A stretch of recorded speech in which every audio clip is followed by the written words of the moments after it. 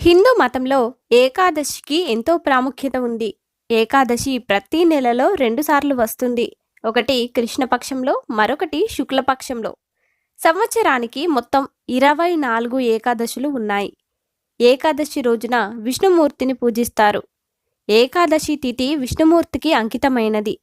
ఆషాఢ మాసంలో దేవశయని ఏకాదశి వస్తోంది. దీనినే తొలి ఏకాదశి అని కూడా అంటారన్నమాట.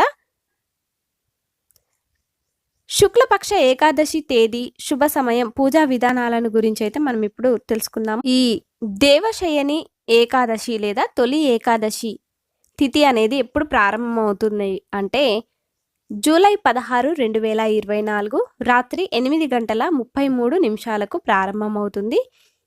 అదేవిధంగా ఈ తొలి ఏకాదశి ముగింపు ఎప్పుడు అంటే జూలై 17, 2024 రాత్రి 9:02 వరకు ఉంటుందన్నమాట.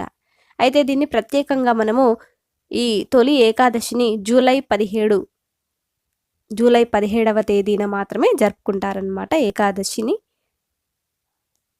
ఇక దేవశయని ఏకాదశి లేదా ఈ తొలి ఏకాదశి వ్రత పారాయణ సమయం చూస్తే గనక జూలై 18వ తేదీ ఉదయం 5:52.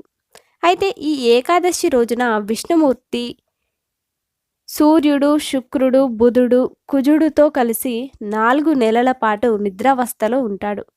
కార్తీక మాసంలో శుక్లపక్షం ఏకాదశి వరకు ఇలా విశ్రాంతి తీసుకుంటాడు విష్ణుమూర్తి.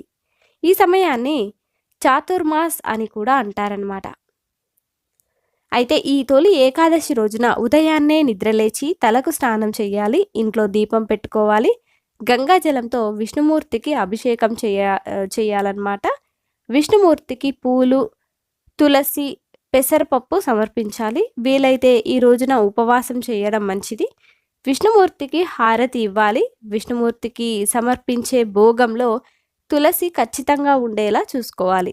తులసి లేకుండా విష్ణువు భోగం తీసుకోడని నమ్ముతారు. ఈ పవిత్రమైన రోజున విష్ణువుతో పాటు లక్ష్మీదేవిని కూడా పూజించాలి. ఈ రోజంతా కూడా భగవంతుని నామస్మరణలో ఎక్కువ కాలం అనేది గడపాలన్నమాట. అయితే ఈ తొలి ఏకాదశి యొక్క ప్రాముఖ్యత ఏంటి అంటే ఈ పవిత్రమైన రోజున ఉపవాసం ఉండడం వల్ల సకల పాపాలన్నీ తొలగిపోతాయి. ఈ ఉపవాసాన్ని ఆచరించడం ద్వారా భక్తుల యొక్క కోరికలు అనేవి నెరవేరుతాయి. హిందూ మత విశ్వాసాల ప్రకారం ఏకాదశి నాడు ఉపవాసం ఉంటే గనక మరణించిన తర్వాత మోక్షం అనేది లభిస్తుంది. అయితే ఈ తొలి ఏకాదశి పూజకు కావలసిన సామాగ్రి చూస్తే విష్ణుమూర్తి చిత్రపటం, పువ్వులు, కొబ్బరికాయ, తమలపాకులు, పండ్లు, లవంగాలు, నెయ్యి, పంచామృతం, తులసి, అక్షింతలు, చందనం, పెసరపప్పు, స్వీట్స్ ఇవన్నీ కూడా పూజకు అవసరం అన్నమాట. అయితే ఈరోజు శాంతాకారం భుజగశయనం పద్మనాభం సురేశం అనేటటువంటి ఈ పూర్తి శ్లోకాన్ని పదే పదే జపించడం వల్ల మహావిష్ణువు దయా కరుణ అనేది మీపై కలుగుతుంది. Thank you.